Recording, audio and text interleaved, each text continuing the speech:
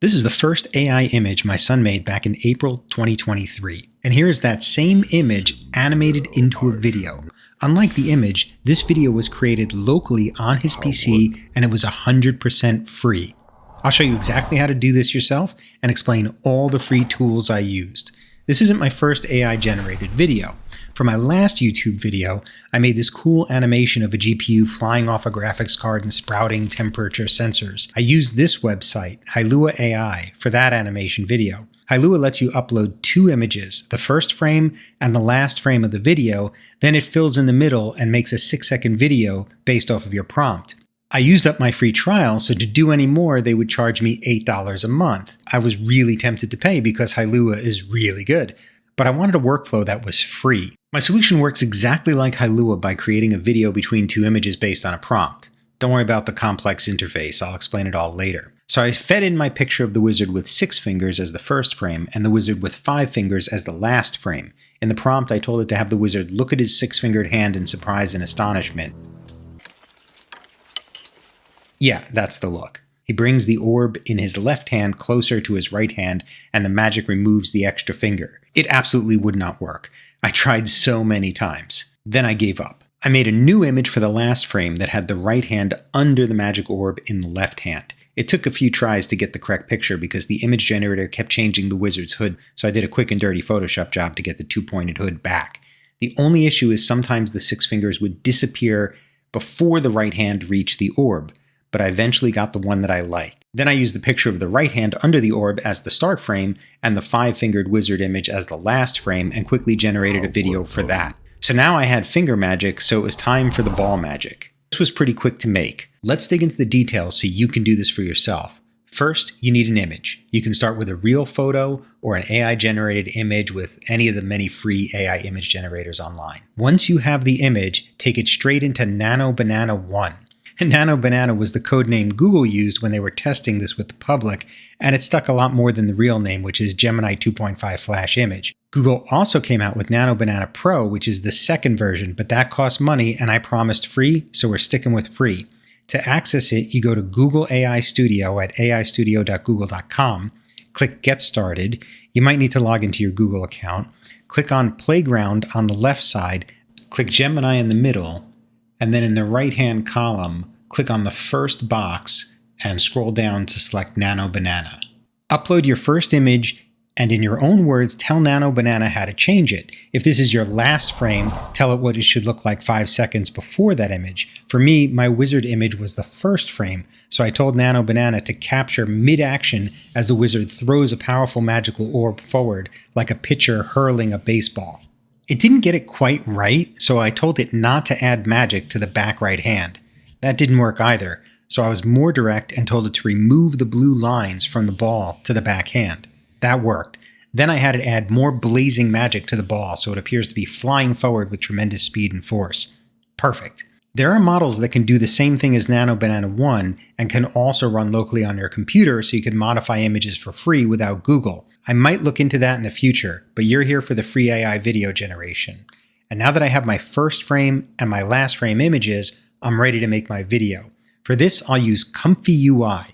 It's both free and open source. ComfyUI is a GUI, or a graphical user interface, that allows you to visually construct and customize generative AI workflows locally on your computer through interconnected nodes. I know it sounds complicated, but it's basically a flowchart. Here's a good analogy.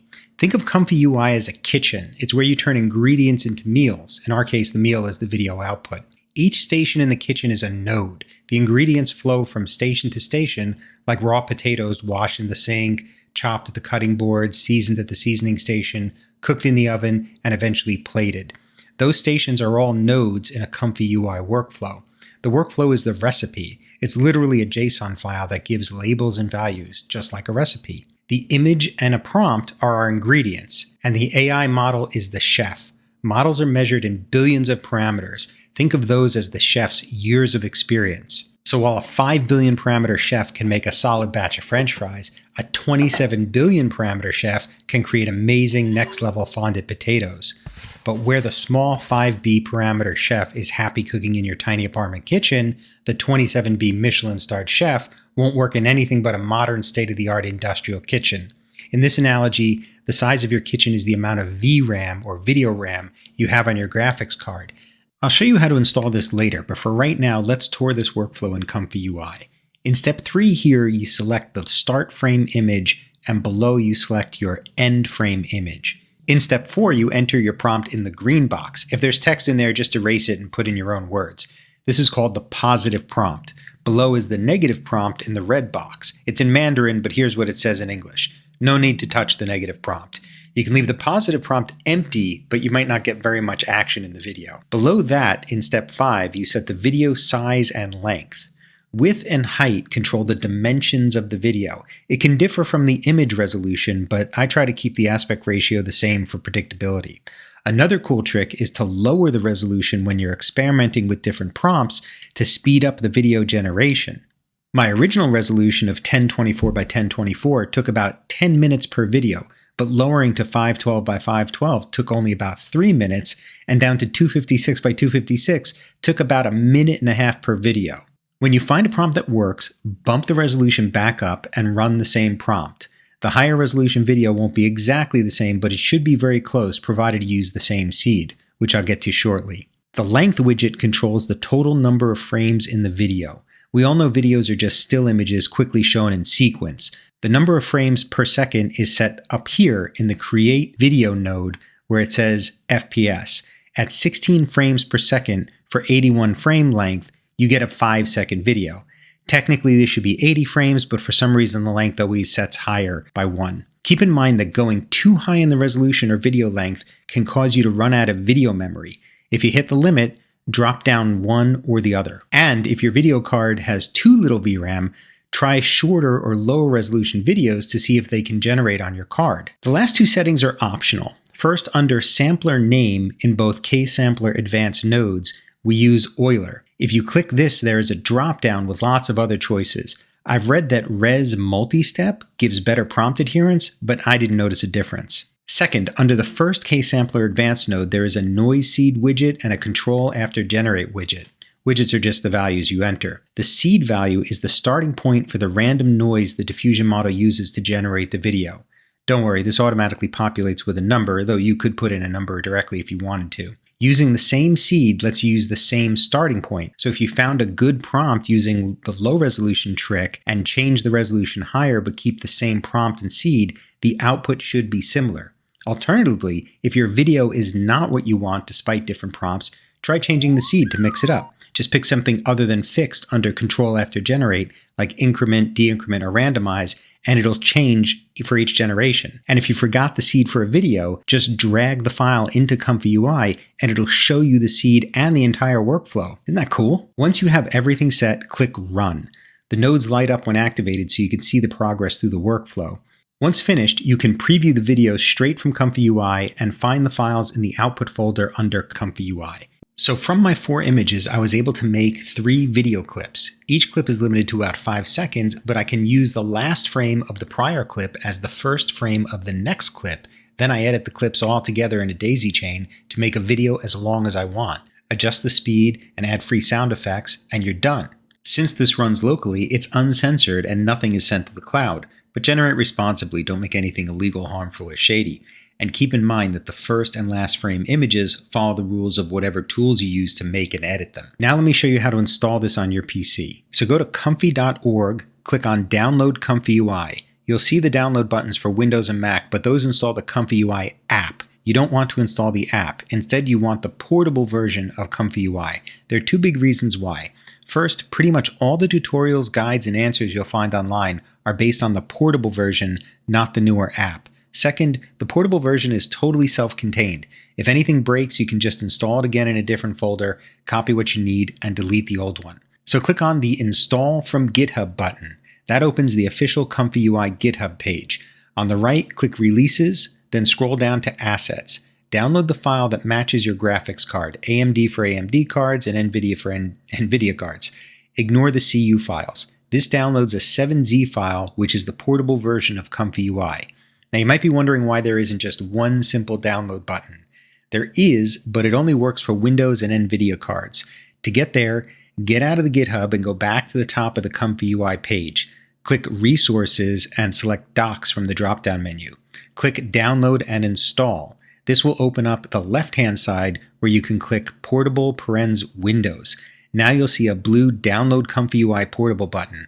Click that and you'll download the exact same 7Z file you could get from GitHub without all the extra steps.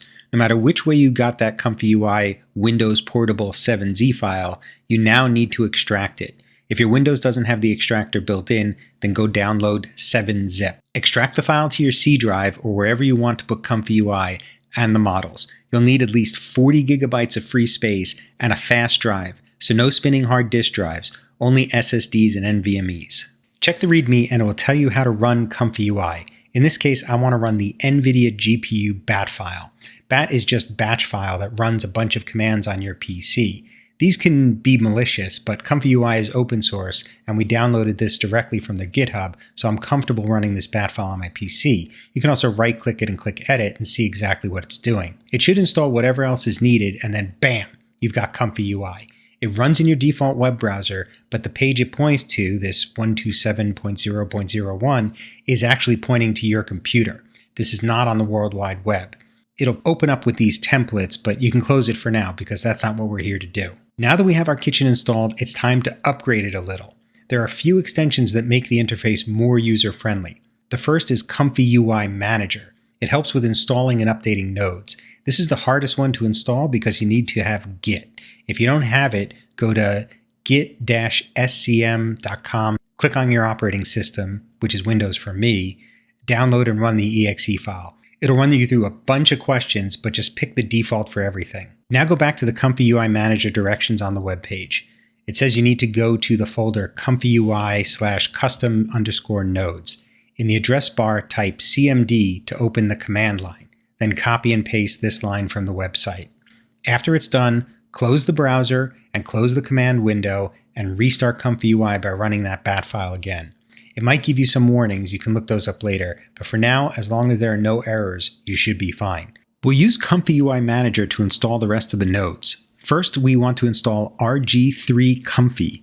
Select the latest. After, we can restart straight from ComfyUI Manager with the Restart button.